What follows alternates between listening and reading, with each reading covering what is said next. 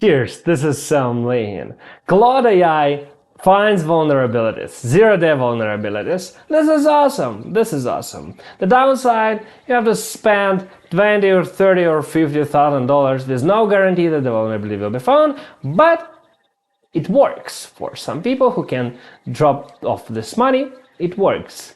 Well, paradoxically, we find tons of zero-day vulnerabilities during our pen testing, which cost between $3,000 and $15,000, which is more productive than AI.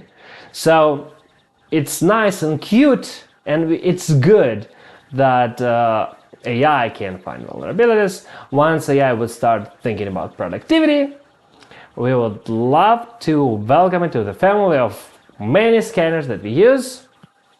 Looking forward to see how it will look like.